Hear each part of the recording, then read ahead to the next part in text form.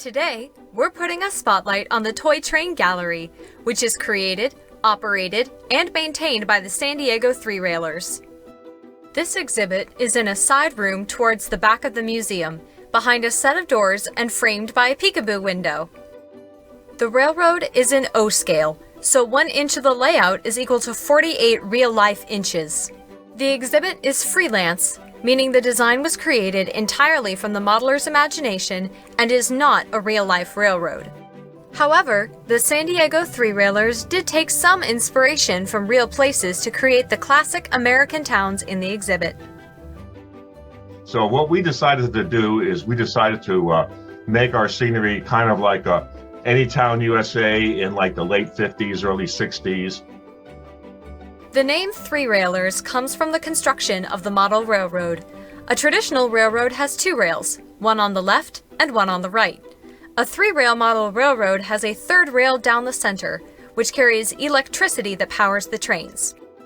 This makes the electrical wiring less complex and lets modelers have greater design flexibility. Although that middle rail does carry electricity, don't worry if you see someone touch it. The voltage is about 6 times lower than what's in your home. The design is largely inspired by the toy train sets of the late 1940s to early 1960s, especially sets made by Lionel. Toy trains made of pressed and painted tin first became available in the 1930s, but World War II brought production to a halt. Lionel made compass stands for ships, and competitor American Flyer made motors for airplane brakes. After the end of the war and the new widespread use of plastic, the popularity of train sets exploded, becoming the hot new toy for American families. That was the entertainment. Kids would set up a train set on the floor and run trains. Toys always reflect the wider world around them, and the heyday of Lionel train sets coincided with the time real-life railroads were transitioning from steam to diesel engines. By the late 1960s, the popularity of train sets waned as young boys took greater interest in race cars. However, Mike's Train House, or MTH, grew in popularity a few decades later and helped revive interest in toy trains. The founder of MTH, Mike Wolfe, actually visited the Toy Train Gallery in 2003 and 2006.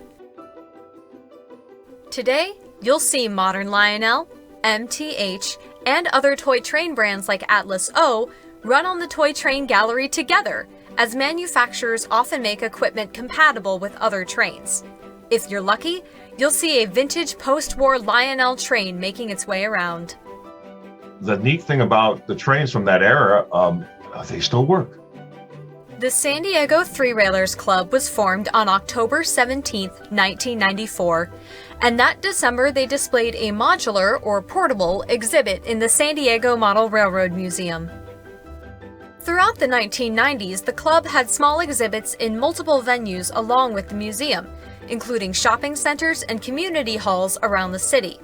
As they grew in size and ambition, they wanted to establish a permanent home at the San Diego Model Railroad Museum.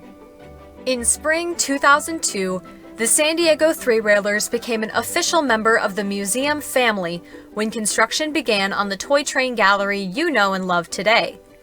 In September 2002, the track of the upper level was laid in a golden spike ceremony, and the lower level would be laid down in 2003.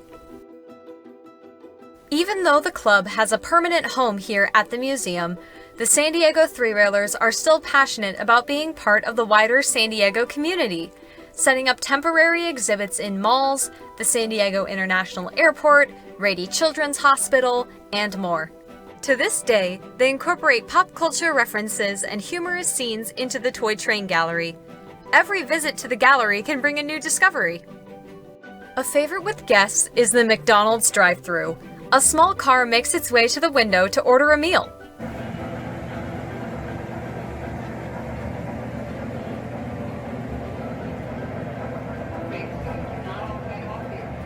The city of Railtown also has a Mel's Drive-In diner, complete with moving car hops, and a gas station, car wash, and a Ford dealership. In Lionelville Community Park, you can find Snow White hidden among the crowd and a group of people playing a tug-of-war game. Even though a biker gang roams the streets, the town also seems to have no shortage of heroes ready to stop potential disasters. You got Batman and Robin, coming up and climbing the wall, Superman changing in the phone booth. You got people jumping from a building on fire into a net. In the city of Lesserton, a row of shops is named as a cheeky nod to club members and their families. Brenda Bailey, CPA, was the primary designer of the layout. Frank the Train Man and Reed's Hobby Shop are named after real-life stores that club members frequent. Dee's Bakery is named for Dee Pearson, wife of club member Pete Pearson. She would often bring baked goods to club meetings. Kids can often spot favorite characters in the exhibit, like Thomas the Tank Engine, Sir Topham Hatt, Donkey Kong, and Mario and Luigi. There are 2 hidden worlds within the exhibit the public only occasionally sees, the Jurassic Park and Star Wars tunnels.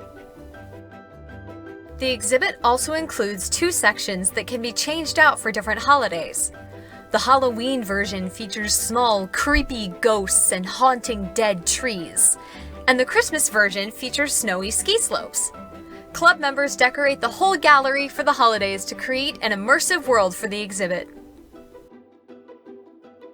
If you're interested in joining the San Diego Three-Railers, visit sd3r.org or email admin@sd3r.org and you'll be sent an application form.